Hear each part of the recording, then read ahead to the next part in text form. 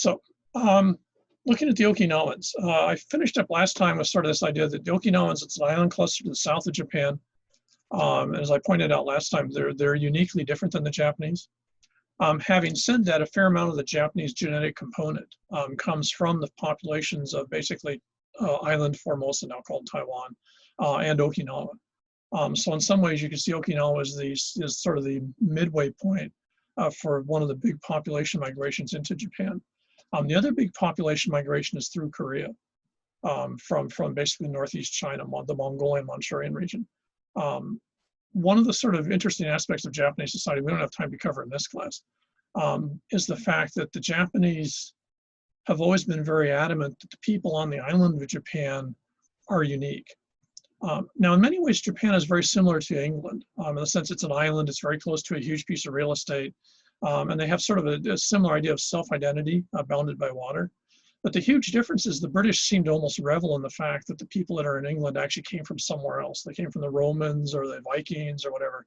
So they're really sort of into their idea of identity being mixed by virtue of the people end up in the British Islands. In the case of Japan, it's exactly the opposite. In the Japanese popular culture, but also in the Japanese history as it's taught by the education ministry, Japanese have been in Japan and that's it. If you tried to do a project even with foreign, research money and stuff like that on initial settlement of Japan, the government won't let you do the work. The genetics work done on where Japanese originally came from was all done outside of Japan because the Japanese government won't accept it. And you'd find that professional journals in Japan won't publish it. So there's this really weird situation even in the 2020s that what we know about Japanese archaeology, culture, and history, and genetics and everything is entirely different if you're outside of Japan, where you can talk about it based on data, versus if you're in Japan, which is entirely based on this mythos of the unique Japanese. And I mentioned this, if you remember before, we were talking about that a little bit, just in this idea that being Japanese is a combination of genetics and also location. Now, sadly enough for both Koreans and Okinawans, this means they actually get their butts hammered. Because in the period basically after the 1500s for Okinawa, the Japanese have a huge amount of say about what goes on in Okinawa, but they're never going to assimilate Okinawans. They're never going to accept Okinawans as being part of Japanese. They're always going to see Okinawans as being subhuman. Someone like a bunch of Neanderthals running around with Homo sapiens. So their use of Okinawans and their stereotypes of Okinawans was that basically that they were not people. And this played through during what we call the Tokugawa Daimyate, which is till basically 1860. 1860 to 1880, Japan becomes a nation state. And when Japan builds the modern country that's Japan today, one of the things they make very explicit is this idea that Japanese is a genetic thing. It's sort of creepy, and I'm sure the Japanese would be very pissed off about it. But if you think about this, it's very similar to what Hitler was trying to do with the Aryan race concept in Germany with the National Socialist Party from the 20s on. The idea that what you are is somehow some sort of genetic purity that's also visible in a sort of phenotype thing. Well, Japan was already doing that and been doing that since the 1860s, 1870s. And Japan still has a large part of that today. You cannot be anything other than Japanese and be Japanese. It can't happen. It doesn't matter if you marry into a family or what, you can't be adopted, you're not.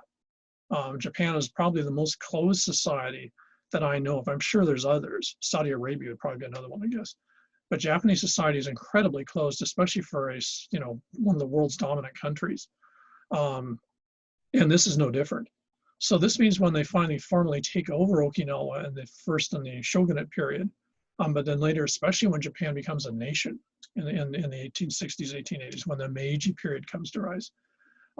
At that point, on one hand, they make Okinawa into a metropolitan district, which is the French concept, which basically means a state. It's the same thing. So they make Okinawa into a state in Japan, but that doesn't include the people on the island. So what they do is they start moving large numbers of Japanese down to basically settle the island. And in many cases, they just told, well, go out here, and if there's Okinawans there, just either enslave them or just take their land from them. So Okinawans are not giving any part of the Japanese system. They're just basically seen as sort of draft animals. And this is formal government policy. Now, 1880s, or 1880s, 1886, 1888. Japanese are desperately having to get foreign currency to come into Japan. They're trying to build their country, especially the military part of the Japanese nation. They don't have anything to produce that anyone wants. So they're basically having to find ways to make cash so they can then spend the money. And that's what they were doing when they were allowing Japanese to come over here to work in the plantations. That didn't work out in the sense that people weren't sending enough money home. And so the Japanese government says, well, this is screwed. This ain't working. So all of a sudden someone gets this bright light goes on in Tokyo and they go, oh, wait a second. Why don't we allow them to recruit Okinawans? We don't care about Okinawans anyways, but we know that they too will send money back home to families. In fact, we can actually demand that. Almost holds their families as a ransom, as it were. And so in that situation, they tell the plantation owners here that you can't recruit Japanese anymore because you abused it, which is true. But we'll let you recruit Okinawans instead. So the Okinawans get recruited in that period after the Japanese migration has been shut down by the Japanese government. The plantation industry here never actually voluntarily shut down migration from any place. The migration was always shut down at the other end because of the exploitation by the plantations, which says something about how brutally they treated people here. So the Okinawans get allowed to come in here. Now for Okinawans, especially around the turn of the 20th century, they jumped on it. Among other things, a policy that started in roughly 1896, but became real policy when it became a district, a metropolitan district in 1899, is the Japanese government decided that anything to do with Okinawans had to be erased. So if you spoke an Okinawan language, you'd be executed or imprisoned at least. If anyone was taught teaching Okinawan culture, they'd be arrested and usually executed.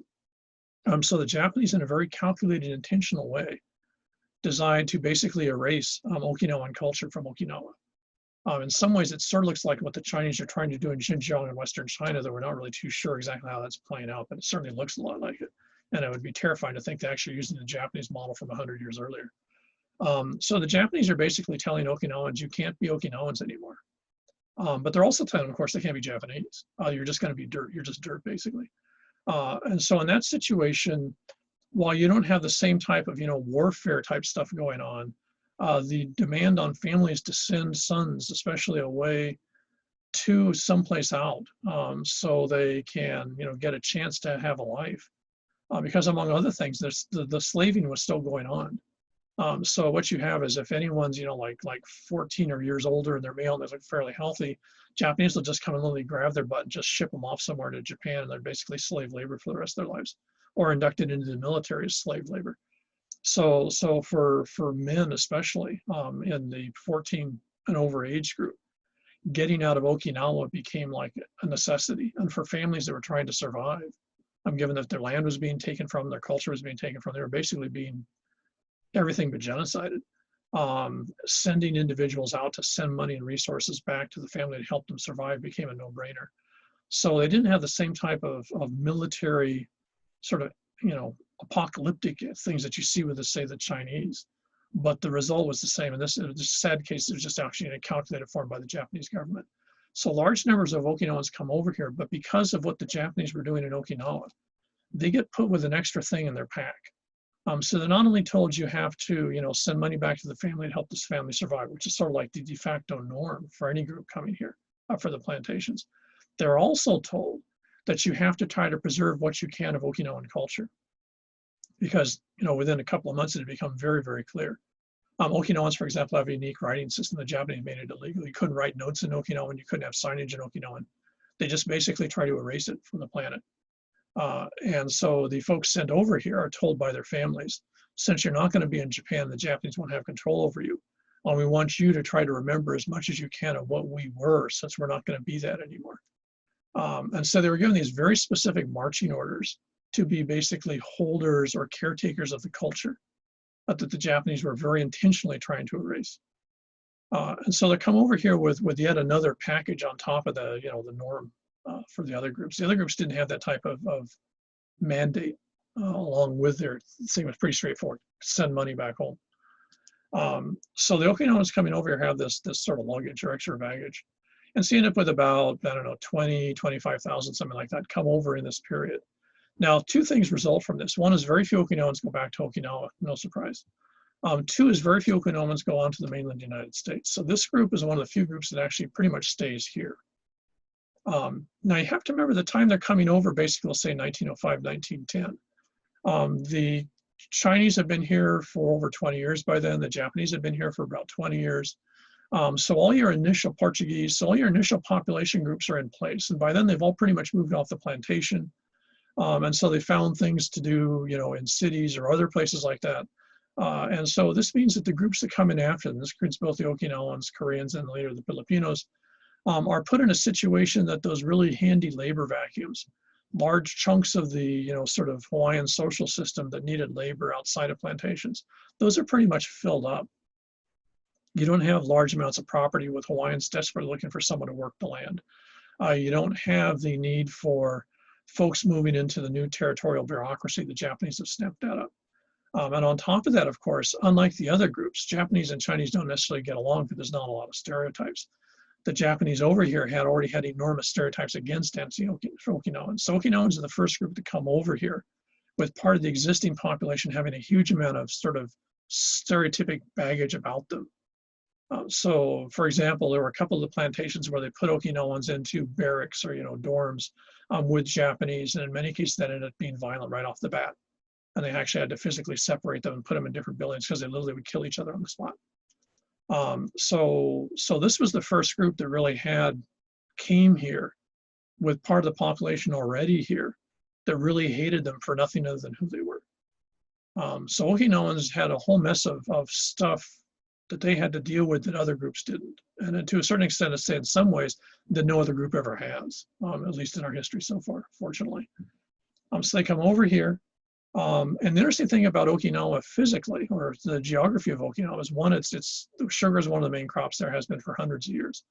And secondly is that the climate is very similar to Hawaii and a lot of it's volcanic. So these guys come over and it's sort of like the Portuguese coming from the Madeira or the Azores. They're coming over to a place, at least in terms of the way it's structured, looks a lot like home. The climate's a lot like home. And so in that regard, it's a lot less of a mental shift for them to be farmers here, you know, working on a plantation than it is to be a farmer in Okinawa. And especially because, unlike almost all the other groups, they were already basically slave labor in Okinawa. So when they come over here, they are the only group that ever comes over on the plantations and doesn't think the work's very hard. Because in Okinawa, you could literally be killed if your Japanese overseer doesn't like the way you're doing stuff. And there'd be no consequences for that person. So coming over here, and they're actually getting paid, and there's actually time off. They actually have a little bit of time for lunch. To them, that was just sort of mind-blowing. So they're the only group to come over here and actually think the plantation's not a bad deal. Having said that, like the other groups, they can't make enough money on the plantation to send money home. And I think unlike most of the other groups, very early on, the Okinawans realized there was no home to go back to. That home was so radically being changed by the Japanese overlords that they could not go back to the home they had because it wasn't there anymore. They were almost refugees in many ways. So they're probably one of the really first groups that when they arrive here, I think already in their minds, a lot of them are figuring, we're gonna have to live here. This is gonna be a permanent state of affairs. So this group that comes over makes several interesting adjustments. One is they marry very quickly. A large part of this population marries with other groups, especially Chinese, Hawaiians, et cetera, that are already here and now oftentimes second generation. So Okinawans are marrying the kids of, say, you know, they're marrying a kid who's Hawaiian Chinese because of the parents. They're not marrying the first generation of migrants, they're marrying the second generation of basically locals, if you want to think of it that way. And so that's one thing they do. Second thing is because education wasn't allowed under Japanese rule, under the Satsuma and the Tokugawa period until 1860s. No schools were allowed in Okinawa. There were a few Buddhist schools. When the Japanese actually formally take charge in the 1860s, 70s, 80s, they initially don't allow education for Okinawans. They don't want them to be educated. Why would you educate a draft animal? You know, is their attitude. By 1910, they start to educate them, but it's entirely in Japanese. So again, it's part of this forced assimilation logic. So the Okinawans coming over here probably had the poorest education of any group outside of the rural Chinese. They come over here with basically almost no education. A fair number of them are not literate. So they're coming over here with a lot of baggage. And they're coming over here with basically a good skill set as farmers, but really nothing else to contribute to the system here, especially a system that by 1900 was becoming increasingly urbanized. I mean, Honolulu was already a city.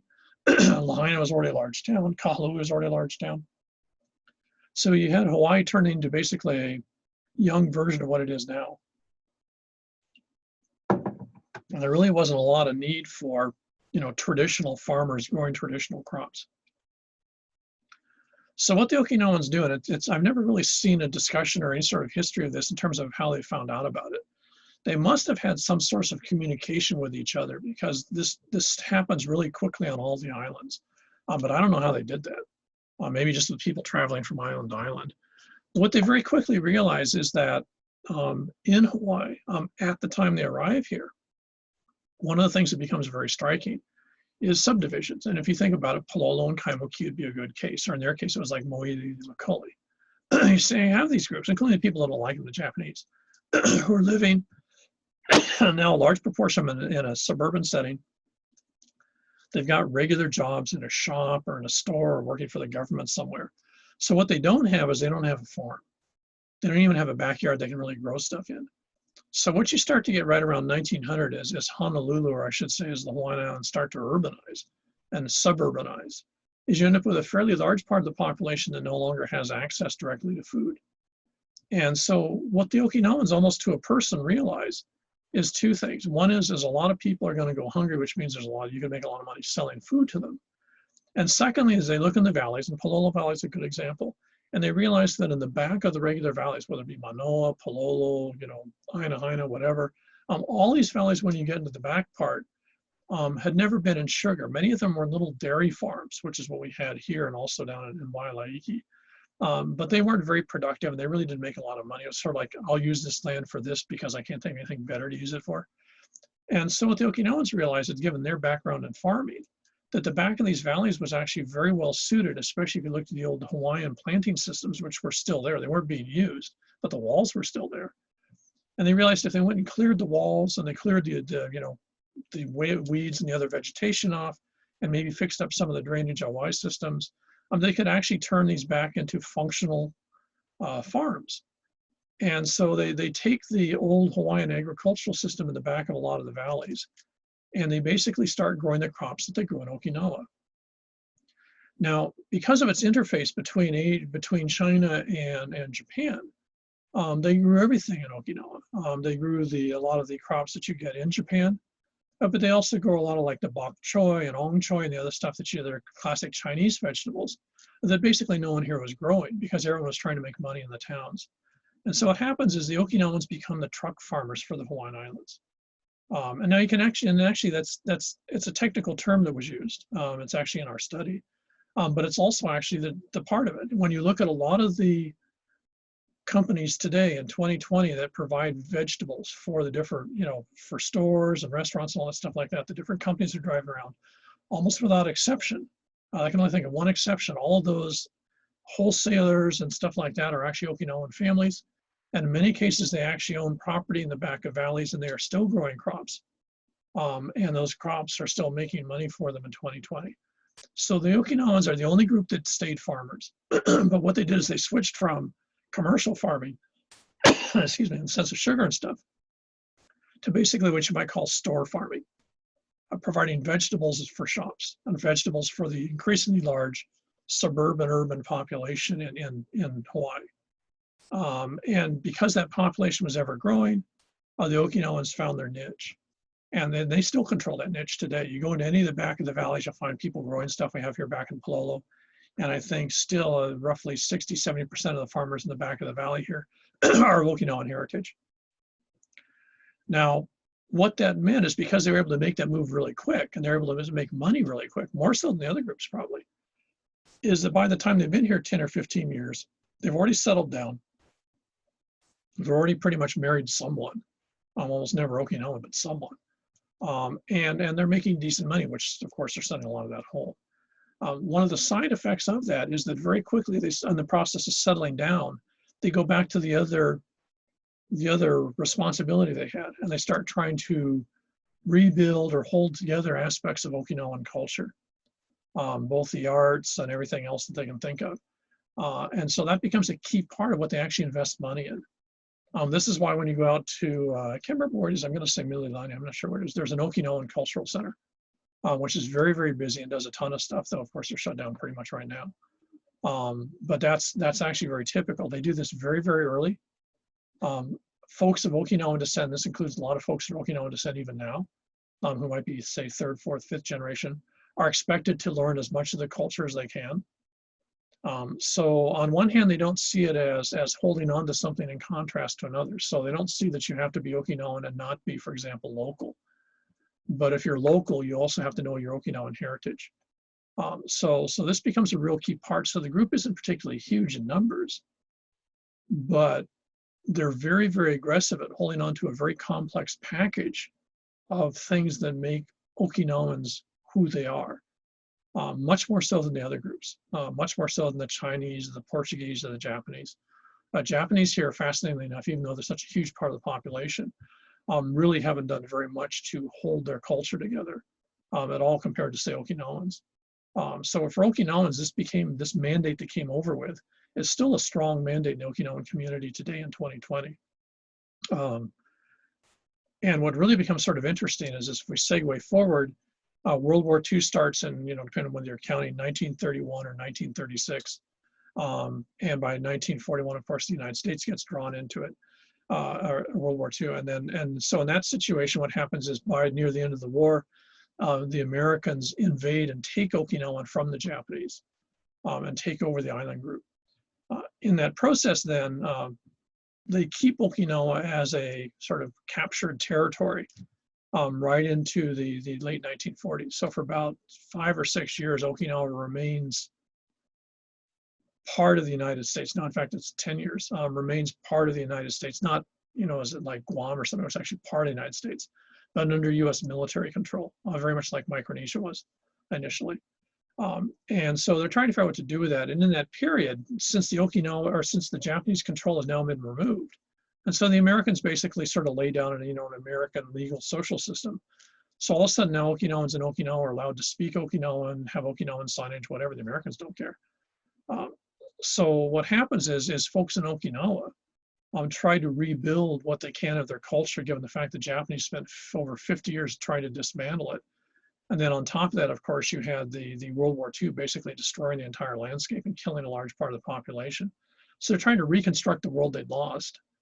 And one of the things they do is they contact the now second and third generation Okinawans living here in Hawaii and ask them for help. And the Okinawans then, and actually still do today, provide a lot of these sort of culture assistance to rebuild Okinawan culture in Okinawa. So that particularly uniquely Okinawan drumming, for example, a lot of the ritual performances, a lot of the dance. They actually take troops from Hawaii, they go back to Okinawa and retrain Okinawans in their cultural heritage. So Hawaii became the repository in many ways for Okinawan culture for the 50-year period that they weren't allowed to practice it at the home. And it still has that attitude with Okinawans in Okinawa. There's a very close symbiotic relationship between Okinawans here, and there's still a very strong expectation that they are in part as much holders of the culture as the folks in Okinawa. Now this becomes even more complicated because Korean War starts up, the United States wants to PR favor with the Japanese government. So the Japanese government says, we want Okinawa back. The Okinawans are violently opposed to this whole thing. They have no love lost for the Japanese whatsoever. But the Americans could give a rat's ass what the Okinawans think. And so they give Okinawa back to Japan without any sort of a plebiscite, without any sort of a vote or even asking anyone. They just say, here, take it. Japanese come back in the 1950s and basically reinstitute large parts of the policy they did before. Now, they're not killing people or arresting people, but they make it very clear if you're part of Japan, you speak Japanese, you do Japanese, and da-da-da-da-da.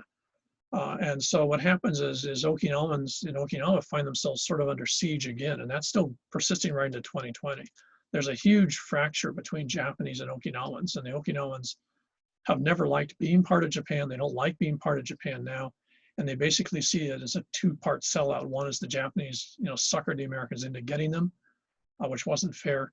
And secondly, is they're very bitter about the Americans, especially the US military, because it was the US military that pushed for Okinawa to be given back to Japan. At the same time, the Americans kept all these huge military bases in Okinawa, which they still have. So the Okinawans basically feel they got screwed by everyone.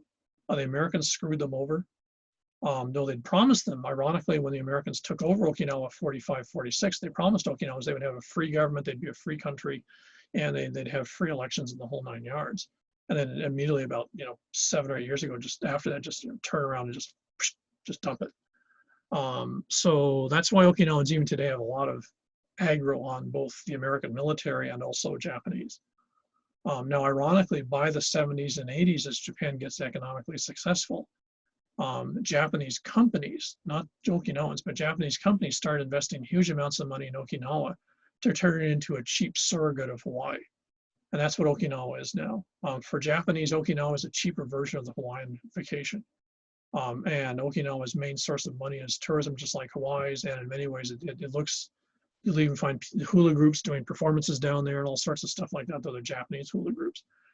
So it's basically marketed as a sort of, Walmart version of the Hawaiian experience in the Japanese access.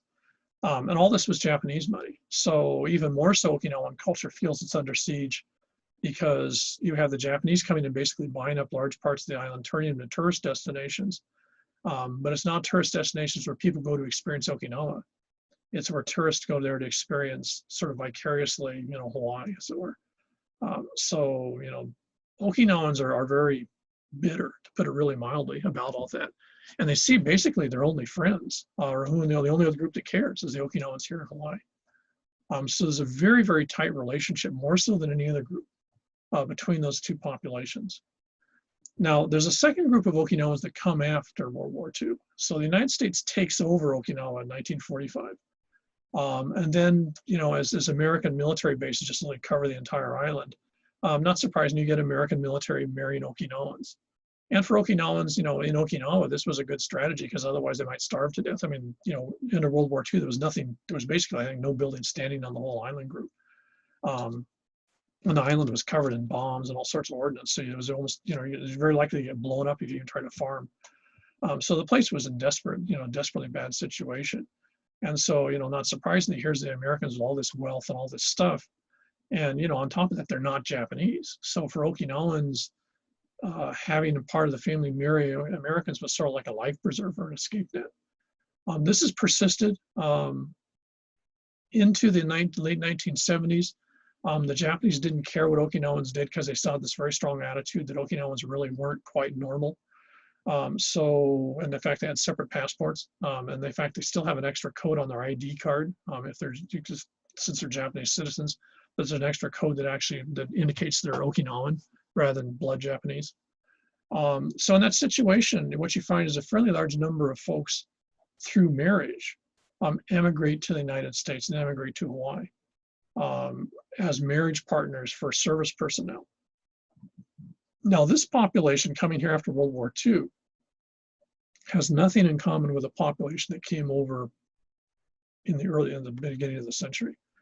They're coming over here post-World War II, usually it's the 60s, 70s, 80s. They're already back under Japanese control. They're going to Japanese schools. They speak Japanese. They are leaving in many cases because even though they seem Japanese, Japanese don't accept them as Japanese.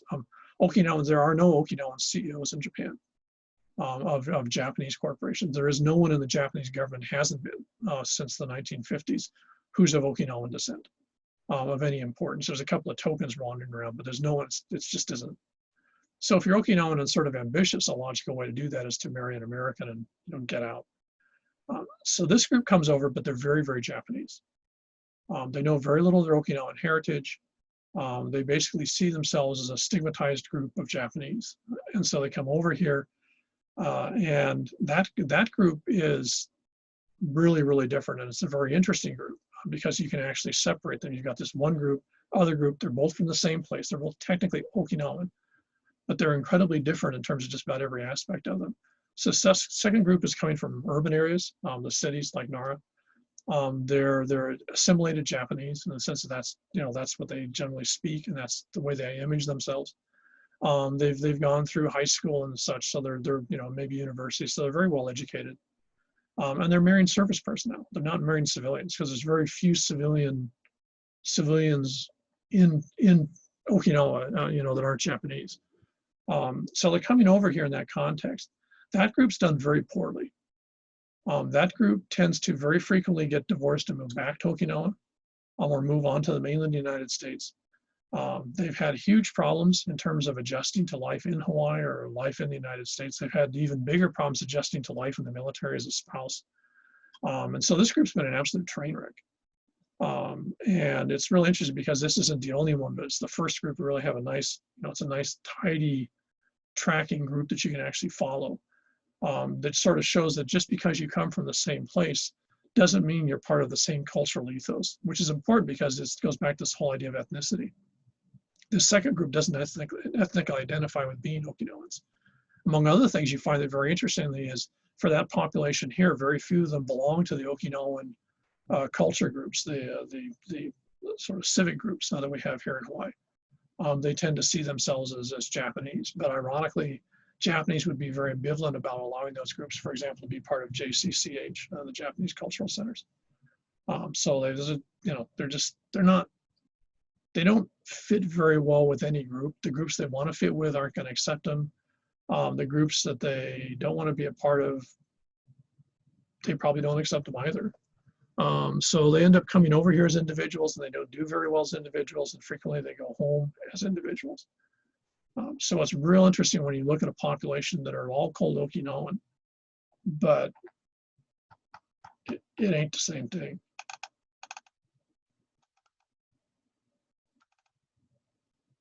Oh, maybe wake up. There we go. One of the really sort of trippy things about Okinawans isn't what they are, but it's how the Japanese see them. And again, the Japanese started generating these stereotypes in the 1700s during the sort of last samurai period, if you want to think of it that way.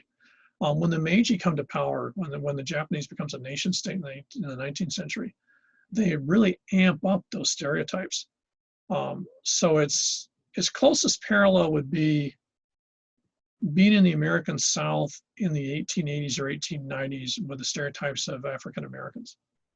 And that's the way that they stereotyped Okinawans, because that very conveniently allowed the Japanese to totally trash them and dump on their parades and feel no guilt or even question the logic of it. Because that's the great advantage of stereotypes. It basically encourages a particular pattern of behavior based on the stereotypes you have of a group, and then it's not your fault. You can blame it on the people you're stereotyping. Of course, that's the yellow peril thing for the United States. It's not that you don't like Chinese, you just can't trust them because of all these stereotypes. So therefore, you won't let your kids go out with them. You won't let them go to school with them. And you certainly wouldn't do Halloween with them. So in that context, it's not that you have anything personally against Chinese. It's just the stereotypes mean they're bad people. So it's a very convenient way for groups to basically ostracize other groups and not lose any sleep about it. Sad to say, a huge part of, I'd say, American society right now is this Tuesday in 2020. So Okinawans get stigmatized by this enormous package of stereotypes by the Japanese, many of which are really, really goofy if you know anything about Japanese culture. But hey, the one thing about stereotypes is no one ever said they have to make sense, but that doesn't mean they're not effective. Okinawans were stereotyped and still are stereotyped today in Japanese society as people who don't know who they are. Okinawans, traditionally, you were identified by where you were from. And that's because all Okinawans were rural. They lived in very small groups. So each little group of houses would generally be one family. So you identified the family by virtue of the place, which actually makes sense. And so you didn't really have a formal last name for the family. Oftentimes the last name for the family was the name of that particular location. And so in that situation, what you got was the Japanese used this one of the negative stereotypes. Okinawans don't know who their relatives are, which is totally BS, but that was the Japanese stereotype.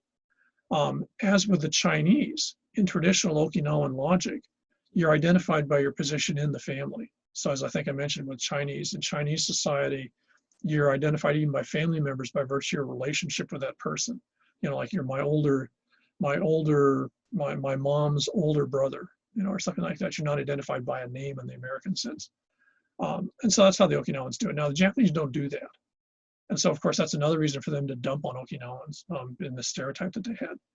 Now, the irony is, of course, and this is something that really irritates the crap out of Japanese today, but is that unless you were samurai in Japanese society, you did not have a last name until 1876. Commoners, in the peasants in Japanese society, which are 90% of the population, in Japan did not have last names. They were identified by the village. and they were identified by the part of the village. So ironically, it was exactly the same as in Okinawa. Now, when Japan becomes a nation state in the 1860s, 1870s, one of the first things they need is a census. They want to start taxing people. They want to draft people into the military. They need to know how many bodies they've got. And so what they do is they actually tell the peasant population, congratulations, you know, we're now a new nation. Pick a last name. And this is one of the more confusing aspects of Japanese society, is that you end up with a bunch of Japanese that all have the same last name, but they're actually not related to each other. It's like the obverse of everywhere else in Asia. So for example, let me think of a name, Muraguchi, which is one of the old samurai names. So the Muraguchis are one of the powerful families, and I think somewhere in Japan. So those would have been a group of samurai running around.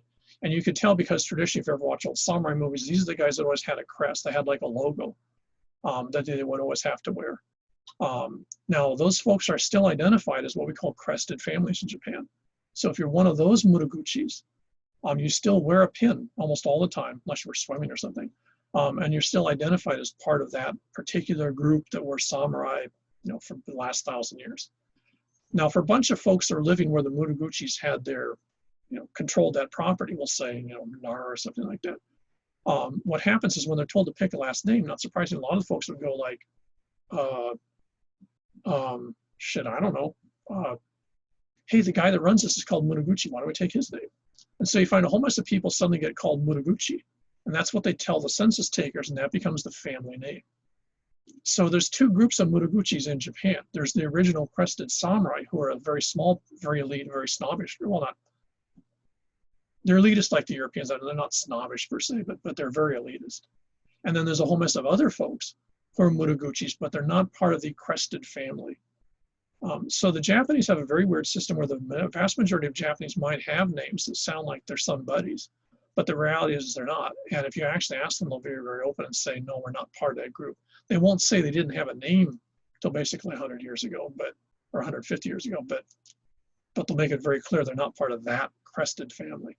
So ironically, the Japanese that are dissing on Okinawans for lack of family name, for the vast majority of Japanese, they were in exactly the same situation to almost exactly the same point in time. So go figure. So if you are part Japanese or part Japanese, you might want to go back and figure out whether your family is part of that group. If you're part of the crested families, which are incredibly rare here in Hawaii, then you can go around with a fair amount of, you know, attitude because you're da-da-da-da-da. And I wouldn't go around wearing, you know, samurai swords here in town. It might get people hyper, but you know, you certainly, you know, where you can find the family crest. You can still go to stores in Japan and buy all sorts of clothing that actually have the family logos on them. But it's considered incredibly bad form in Japan for anyone who isn't part of that crested group to wear those. The closest parallel I can think of in American society in 2020 would be go around blackface. You do not do it in Japan. You can completely ostracized. And I suspect the government in Japan would probably arrest you for false identity or something like that, just because you're wearing a logo on you, even though it's your last name, but the logo doesn't belong to you because you're not really part of that family. If this sounds terribly confusing, it probably is, but that's just Japanese being Japanese. Go watch Kurosawa's movie Ron if you want to figure this out. So anyways, so that's one of the dissing on Okinawans, but they do have strong senses of family, but the family was based in a place. Now, this is one reason why Okinawan culture gets so shattered when the Japanese come in the 19th century and literally throw Okinawans off the land and turn them into basically slaves or ship them to as labor groups to Japan. They're now dislocated from their land, very much like Hawaiians. Identity was land-based, and when that dislocation occurs, their sense of who they are has just been really hammered very badly. Secondly is that Japanese had this very strong stereotype. You have to remember, Japanese on one hand have the Asian attitude that government is more powerful than the military. On the other hand, the Japanese state that picks up in the late 19th century is a militaristic state. That's the state that gets into World War II eventually. And the guys that were running the system prior to that got their entire position of authority and status by virtue of being killers, because that's what samurai were. Samurai were trained from young age to kill people. They were really good at it, but they had no other particular credibility per se. They were just, the samurai meant, you know, the servant of the Lord, and that their job was to kill people. Lord says, kill him. That's what you do, you whack them. So in that situation, militarism and violence was a huge part of Japanese society. And so one of the ways that you diss on Okinawans is you point out that in Okinawa, Okinawan values and Okinawan culture, there was a tremendous value placed on pacifism. Okinawan culture is very, very big on that you do not have confrontations in public, and you do not do violence in other people. It's almost it's from their Buddhist background, but it's actually taken to a pretty extreme extent in many ways. Now, what you sort of visualize very quickly, if you think about it for a second, is this makes Okinawa the perfect place for Japanese warriors to come in and enslave the population. Here you've got a population that is not interested in the military. They're not interested in physical conflict. They're interested in spiritual growth, you might say. And so the Japanese come in, they just basically mug them. Now, one of the side effects of this, if you know anything about martial arts, is that Okinawans actually had a fairly sophisticated form of martial arts practice, but it wasn't involving weapons. It was weapons free or weapons without. And so a lot of the martial arts that you see that eventually ironically develop in Japan are actually originally developed by Okinawans to in part defend themselves from Japanese brutality, which is still a major part of martial arts today is without weapons, which is, if you think about it, very different than Japanese fencing, kendo, or else Chinese martial arts, which usually involve weaponry in some way, shape, or form, not the Okinawan form. So pacifism becomes one of the negative stereotypes of Okinawans by the Japanese. The Japanese also go to great lengths to point out that Okinawans are darker skinned and they're hairy, and they have tattoos. Okinawans are not actually darker skinned. They're darker skinned for a very simple reason. The Japanese that were overseeing them were coming from the elite population of samurai, so they didn't work out in the fields. The Okinawans are working out in the fields. And if you're of Asian background with most of that groups and you go out and you work out in the sun all the time, especially in someplace subtropical like Okinawa, your melanin is going to give you a really good tan. So Okinawans are not actually darker skinned. That's just reflective of the fact that farming was the culture, and being out in the sun was part of the culture, and therefore they were darker skinned by virtue of their exposure to the sun. The Japanese use that again as a way to segregate Okinawans. The hairy part, there's a little bit of that, but ironically what you find is in parts of Japan that's the same group. The population coming up from that part of China through Taiwan has a little bit more physical hair, especially on the body, but not to the extent that they're fur balls. So it's that again was part of these stereotypes. And the most ironic part is the Japanese totally dissing the Okinawan for having tattoos, and that's true. Again, the Aboriginal or indigenous populations in Taiwan were tattooed. In fact, they still are. They use a special type of blue-green tattoo ink, which makes these, and they have these real beautiful sort of Celtic-like scroll patterns. That's apparently what they traditionally did in Okinawa, though the Japanese outlawed that obviously in the 1880s. But the tattooing was seen as made again Okinawans subhuman. So the ironic thing is in Japanese society, till about 1500 years ago, in fact, one of the things the Chinese complain about when they visit Japan way back in the day is that Japanese tattooed themselves. Now, Japanese quit that with the exceptions of like the Yakuza and certain military groups. Samurai traditionally would tattoo part of their body in many cases to reflect victories they'd won. And of course, the Yakuza tattooed themselves, and entertainers tattooed themselves, still do actually. So tattooing in Japanese society meant that you were an outlier. And so when they put that stereotype on the Okinawans, it's not because the Okinawans are a different culture. It's the Japanese are just saying you're subhuman because you do this. Now, the last of these is actually sort of interesting because this becomes part of what also is a big thing in Japanese society. And this is the fact that one of the huge negatives the Japanese did dump and still dump on Okinawans is the fact that they raise pigs. And that's true, they do. Again, Chinese society is very big on pigs. Taiwan was and is still very famous for raising pigs. I'm not sure what you technically call that. Pig raising, pig farming, I don't know, whatever it is. Pig ranching, I guess. So in that context, Okinawans were famous for that. And they were very good at it. Now, the Japanese they do now, but the Japanese traditionally didn't consume a lot of meat. And for some reason, Japanese society for the last 800 or 900 years has decided that pig is really sort of a bad meat to consume, relatively speaking.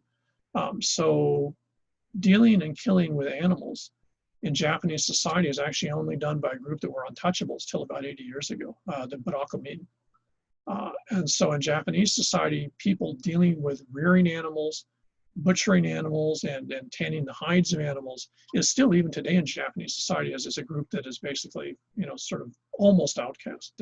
It's not legally different in Japanese society, but you're not going to find them in the same schools, in the same neighborhoods, etc., even today in Japan. So putting that label on the Okinawans, which in this case was actually legit, then was a way to then excuse the fact that they're not human. Now, not surprisingly, when the Okinawans get over here and they get involved in truck farming, this is the other thing they're very, very good at. They're very good at raising pigs, and they do a really good job of it. I remember when we used to do weddings back on Kauai, that the two really famous guys down in Kaloa side were these two old, 9,000-year-old Okinawan guys that were the guys that raised pigs. So we'd either catch pigs out in the wild, or you'd buy a piglet from, you'd say, but it's always baby pigs. You take them to these guys, you give them the money to provide the food, and they raise the pigs for you. And then you bring the pigs back when it's a wedding or something like that, or whatever you need a pig for, because it's actually your pig. You've rented them out to them. They take care of it for you. They're caretakers. They raise the pigs, you get them back, you whack the pig and then throw it in the imu and boom, off you go. And then as far as I know, that's still here on Oahu too. The Okinawans are still considered the premier pig. I don't think they're called pig ranchers. I don't know if anyone knows better, let me know. Whatever the hell it is. They're the folks that raise pigs, and their pigs are always better. And if you can usually tell, because if you get a really sort of gourmet attitude, if you're dealing with pigs in an emu, trust me, at least on Kauai, you can tell if it's those Okinawan guys, or I'm sure it must be their kids by now, that raise those pigs, because they're just totally ono compared to anyone else's. So they know, ironically, just as with the farming, it just so happened what they did in Okinawa was an almost perfect fit for the growing urban need in Honolulu for pigs. I mean, the Chinese, Portuguese, all your other groups here, Hawaiians especially, pigs are, central. So it is another way that they could just fall into something they already knew how to do it, and they start making a ton of money, and even today they're making money.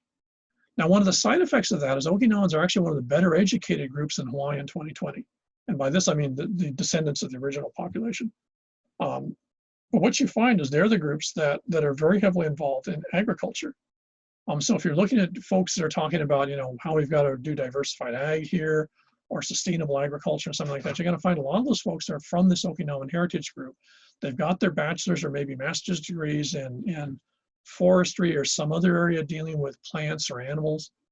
So if you get involved in environmental stuff, you're going to find a lot of the folks involved in that actually have, at least in part, an Okinawan heritage, because in that heritage, this is considered both an honorable and a necessary profession to get into. This is very different than the other groups who, if they get a chance, would rather their sons be like a lawyer or a doctor or something like that. In Okinawan society, still being a farmer but being very successful at it is very high status and very high prestige. And of course, it's true. The family that does the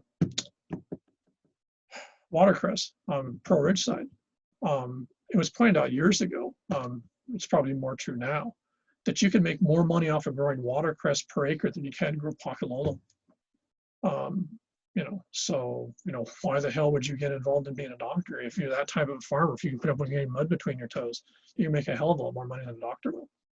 So there's a huge amount of money in agriculture, and Okinawans sort of sewed a lot of that up, and have continued it into 2020. So if you get involved in anything doing with plants, agriculture, so stuff like that, you're going to be bumping into a lot of folks that have last names. Now, a lot of those last names will look Japanese, because when the Japanese come in and take over Okinawa and make it into a district, they, in many cases, just arbitrarily give Okinawans last names. And in many cases, some of them are actually, a few of them are actually obscene in Japanese, if you know the Japanese word for it. But many of them are just literally, they just pick a name. They just say, here, this is your last name now. So a lot of Okinawans have Japanese last names, but they're not Japanese. And if they're part of the Okinawan community, they're very clear that they're not the same thing. One of the really fascinating aspects of life here in Hawaii is that by the 1940s, 1950s, so the second or third generation of Okinawans, and by then the third and fourth generation of local Japanese, start intermarrying. And now what you find is a lot of the Okinawan community is Okinawan Japanese and Japanese Okinawan, which is really fascinating, because if that group ever tried to go back to Japan, boy, they're just, people would just be like freaking out. So it's a very fascinating group. It's very high visibility considered the relative numbers. They're probably the most coherent cultural group we have in the Hawaiian Islands, because they still see it as their mandate to hold on to their culture. And they're pretty aggro about it. But an absolutely fascinating group, especially when you look at what the Japanese have done to them in the past, and to be honest, still do to them today. Yeah, Okinawans, boy, they put up with a lot, trust me. So, okay, let's get started a little bit on the Korean, since a lot of this sort of segues from one into the other. Okay, so the Japanese sort of, totally trash out and sort of, sort of in many ways sort of wipe Okinawa off the map if they could. As I think I mentioned sort of casually in passing, the Japanese have always had a really big thing on Korea. I'm not sure particularly why. The Koreans have never gone out of their way to pick a fight with the Japanese, but the Japanese in the last 800 years have picked, I don't know how many fights with the Koreans. It's like if you're bored and you've got a lot of samurai in Japan, you don't know what to do this week. Hey, let's get in some boats and let's go and hammer some Koreans. And it's like, yeah, okay, that sounds like a good idea. Let's do that. And just time after time after time, Japanese just invade Korea for no reason other than it's Tuesday, and Koreans obviously have no clue what the hell's going on because they didn't do anything to trigger it. They've never had attitude towards Japan. They never threatened Japan. They never tried to invade Japan. But the Japanese, when they get bored, they just figure, you got a bunch of extra guys with swords or later with guns. Hey, let's go, let's pick a fight with some Koreans. So what happens is in the 300 or 400 years prior to the nationalization of Japan in the late 1880s, same as with Okinawa, they start picking more and more fights with Koreans. Now, when Japan becomes a nation in the 1860s, 1870s, as I mentioned earlier, one of the huge problems they have is they need money. They desperately need money. And they don't really have anything in Japan to sell because Japan's basically got no natural resources. So they got nothing to flog on the world market. So, what pops up in their brains, since it's sort of like an almost natural reaction, apparently, is like, hey, why don't we go and take over Okinawa? Okinawa's got a fair amount of resources. And then back in the moment, there's also saying if we take over Korea, then what we can do is we can go and then eventually invade China too and take over China because they've got a lot of resources. And of course, we're always better than them, whoever them is. So the Meiji government starts to intentionally get involved in Korean affairs with the very explicit and very visible intent of taking Korea over. And this is visible to everyone, including the Korean government, who get very suspicious of Japanese motives. The Japanese don't do subtle very well. They do subtle really well as individuals, but collectively as a society, they do subtle about the same as a brick wrapped on a piece of tissue paper. So basically what they start doing in the 1880s, 1890s, they start just absolutely threatening the Koreans. You guys got to do exactly what we want or else we're going to do something to you. By 1890, they start sending in Japanese who don't even speak Korean, who then go into Korean cities and start riots. And then when they get arrested, they say they're Koreans. And when the Koreans say, dude, you can't even speak Korean, they say, oh, I'm a Japanese citizen, you can't touch me. And if the Koreans throw them in jail, then what happens is Japanese say, we're going to send in troops to rescue our citizens. So the Japanese were doing everything they could destabilize the Korean government. And they did a real good job. One of the main things the Japanese decided to do, for no other reason, I guess, than it seemed like the thing, way to sort of stir up the pot, is they decided to start picking on Korean Christians. Now, unlike almost everywhere else in Asia, for some reason, I never quite figured out why, to be honest, I never looked into it. Koreans who are very Confucian by virtue of their training, and also Buddhist, were much more receptive to Christian missionaries than anywhere else in Asia. So what you find, and I think in part this is because the Christian missionaries in a lot of Korea did as the Calvinist missionaries did here, is that what they did is they provided education. And for Koreans, as with most of the rest of Asians, education is the center point of everything you want. So they would become Christian if that meant their kids got to be educated. So Christianity and education then were sort of like a linked set. So I'm not sure how much they were really into the religion per se, but they were into it because there were some really practical benefits to it.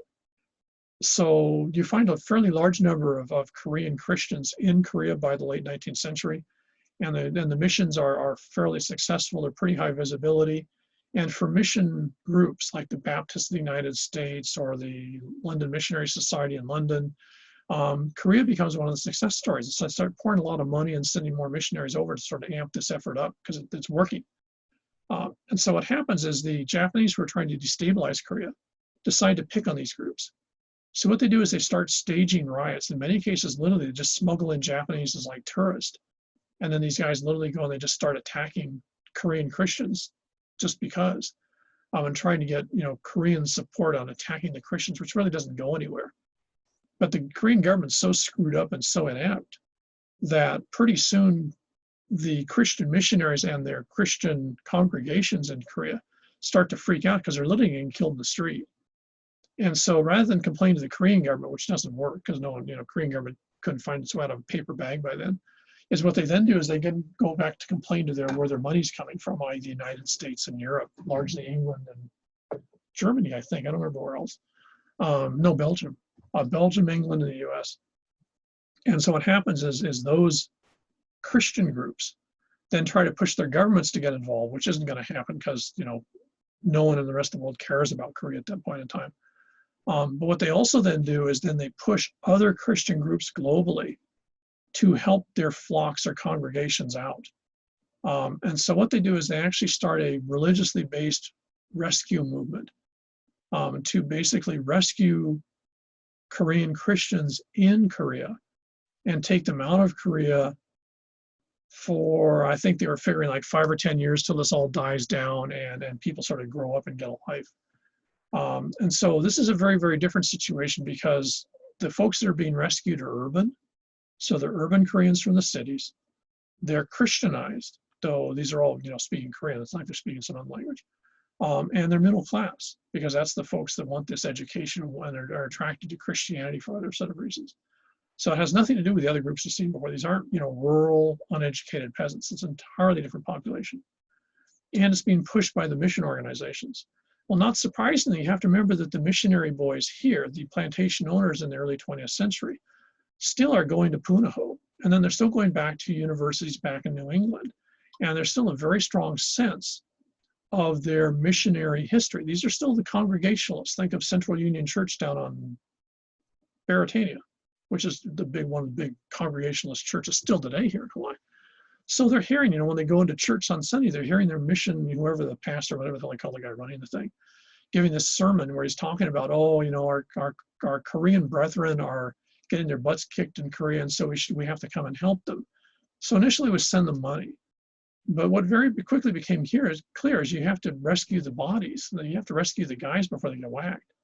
And so what happens is the plantations here are drawn into providing a rescue operation for the Koreans in Korea. And so what the plantations do is, in a rather cynical way, since they want to make money, right? To say, oh, yeah, okay, yeah, send some of the guys over. We can put them to work on the plantations because they're short of labor. So, because the Koreans, the Okinawans probably stayed for probably 6 weeks. It wasn't that the plantations were hard to work on. It's just they didn't make any money. They could see these other opportunities. So boom, they're out of here. So literally it's like a revolving door. So they need more bodies and they think, yeah, here's this group of desperate Koreans and they need work and we can give them work and we can give them a place to stay and they're going to mind you they have to work for it. But that's the world. So they go and grab these guys. They get almost 11,000. So they get a lot of people trying to get out. And by the week, it's getting worse and worse in Korea. More people are getting killed. The government's just falling apart. And so what you get is basically this is a refugee or rescue mission to rescue fellow Christians from a socially collapsing country, Korea. This pretty much ends by 1908, 1909. The Japanese get tired of messing around. They send literally thousands of troops in to, quote, guard their embassies, and they just go and they just take Korea. So by 1910, Korea has become part of the Japanese Empire. At that part, the Japanese pretty much shut down a lot of the movement of people here, though they still let Koreans send folks over just in the cynical way that they had with Okinawans. They figure if Koreans are going to Hawaii, they're going to send money back, and the Japanese government's going to tap part of that. So they see them as basically a revenue stream. So they don't stop it, but they don't really encourage it anymore. So most of the Koreans actually arrived between like 1903 and pretty much 1910, 1911, 1912, after the Japanese takeover, as part of this refugee rescue of fellow Christians in a bad situation. And so what you get is it's a very different group. And we'll just sort of stop with that part of the history because then this group gets really complicated really fast. So we'll just stop with this first group of Koreans coming over as, sort of refugees from social unrest, if you want to think of it. So. Any questions or comments or anything? I have a question. Sure.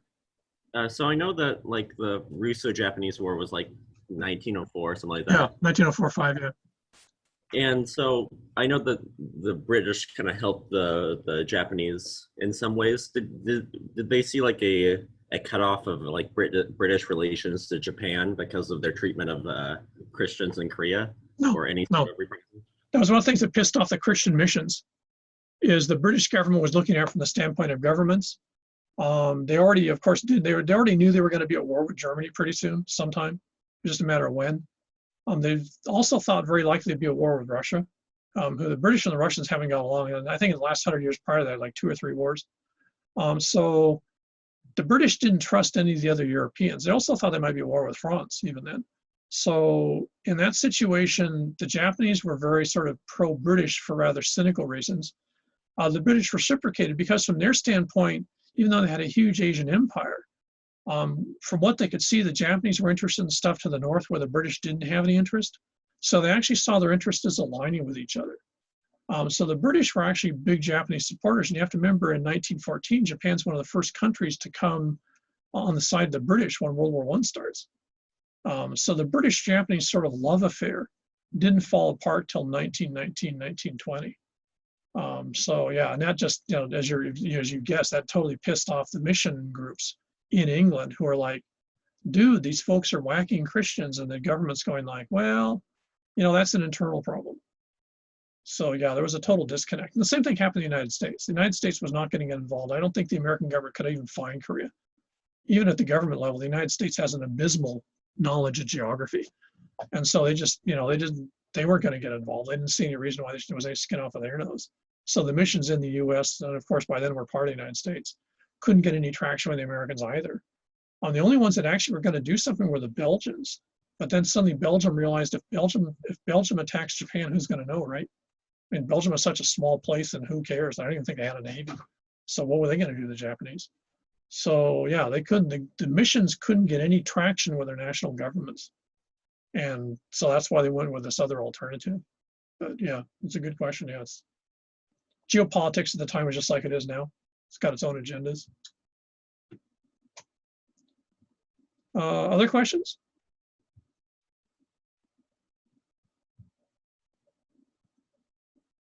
I can't remember if it's called the Okinawan Culture Center. I always get the names screwed up.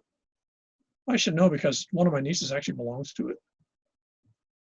I don't know. Anyways, if you go and Google it, you can actually find that the Culture Center does a tremendous amount of stuff related to Okinawan culture.